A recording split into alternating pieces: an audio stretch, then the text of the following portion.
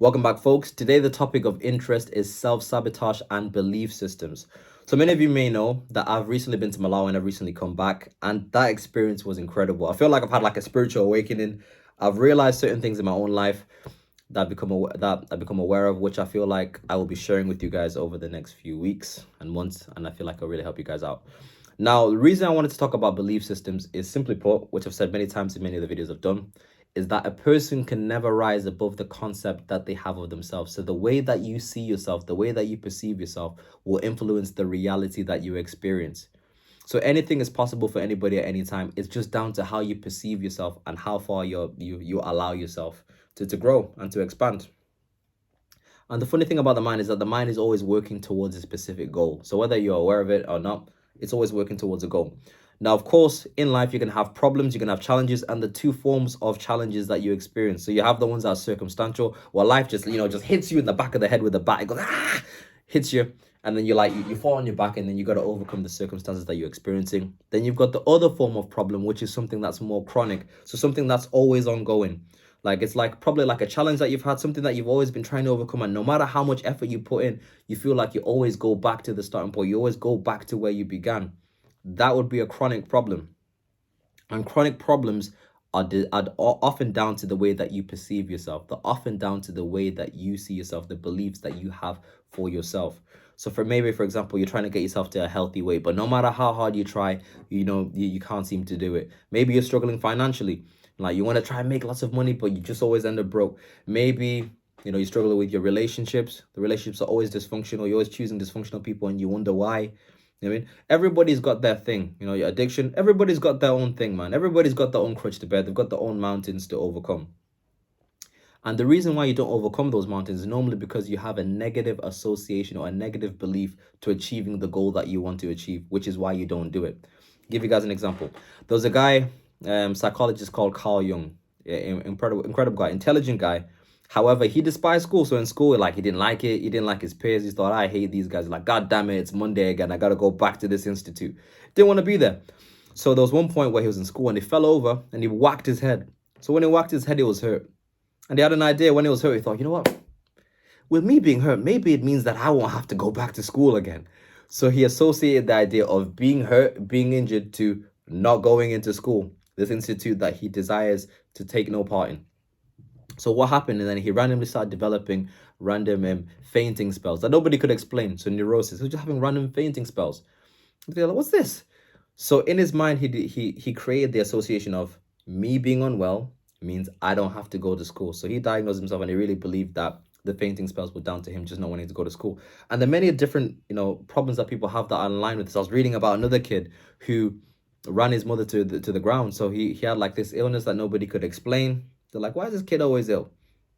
Right? So his mother and his parents had to look after him all the time. Eventually, it wore down the parents. The parents died. And then after the parents died, the kid got up and the kid was fine. Right? What people believed was that the kid was just trying to get love and attention from his parents. And that's how he did it, by being sick. So sometimes you can do that. Sometimes your mind can work in a crazy, crazy way to try and meet a particular need. So when you're trying to achieve a particular goal and you're not, you're getting something from it. You're staying stuck because deep down or unconsciously, you want to stay stuck. It's more comfortable to stay stuck. It's crazy when you think about it. That's how it works. So if you're struggling to achieve a particular goal, it's because you normally have a negative association to achieving the particular goal. So maybe you don't want to be slim. Unconsciously, you're thinking, I want to be slim. Unconsciously, you're thinking, me being slim means I'm going to be more vulnerable.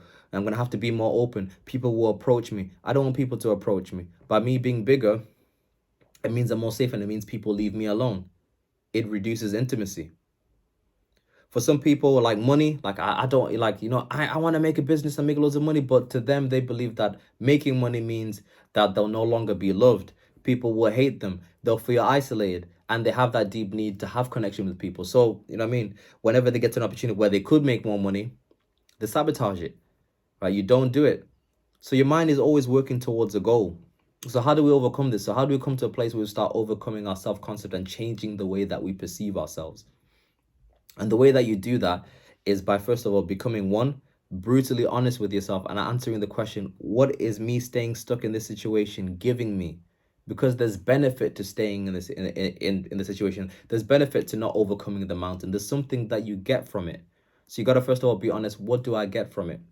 And what am I fearful of achieving if I overcome this mountain? What does it mean if I achieve this mountain? You got to become aware of this.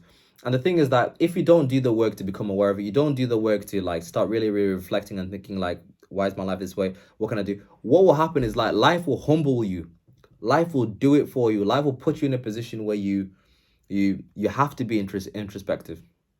And some of you guys have been there before, and it's not nice to be in that situation. You know, when life hits you and then you end up in rock bottom and you're in a position where you got to reflect.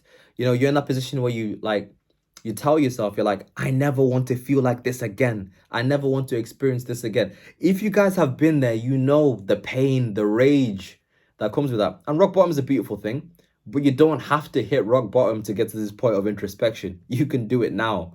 So you want to start reflecting on that, becoming brutally honest with yourself, because this is the ultimate form of self-love, being honest. And once you're in a position where you can decide, okay, I've been honest with myself. It's not my circumstances, it's the way that I perceive myself. What do we now create a plan to overcome this? So you start creating a plan to overcome these things. So you start striving to make more money. You start striving and sticking to the diet plan, maybe even getting accountability. Now, when you're doing that, when you're going against the grain, when you're overcoming the mountain, naturally what happens is that you've got this period of resistance, this period where it feels off, this period where it feels difficult, this period where it feels like, I cannot keep this up. That's the period where you got to stick it out. That's the period where you're starting to transition into somebody else. You're creating that habit. It's in that period where you think, I don't know if I can keep this up anymore. That's when you're transitioning into somebody else, into the new person. But you got to maintain that long enough for that to become the basic norm. I'll give you guys an example. I remember there was a time where I was disciplining myself to wake up early. So I've started disciplining myself again to start waking up at 4 a.m. Now, naturally, whenever you do this, like if you've ever tried to discipline yourself to change your morning routine, what happens is there's that period where like you're excited, you're like, whoa, 4 a.m. club. You do it. And there's a period where there's that resistance. We think, I don't know if I can keep this up. Oh man, I don't know if I can. I'm tired. But you just got to stick it out long enough, man. You stick it out long enough, and then it becomes the norm. It becomes new. You become a morning person, right? So that's how it works. So really, really reflect on your life. If there's certain challenges that are chronic that overcoming, start asking yourself, what am I gaining from remaining in this position? Once you've been honest with yourself, you're in a position where you can decide, I can either reach out and get help to try changes, or I can create a plan and stick at it long enough for the change to occur. So that's the idea for today. Yep, you guys take care, and I will be back again tomorrow. Peace and love. Bye-bye.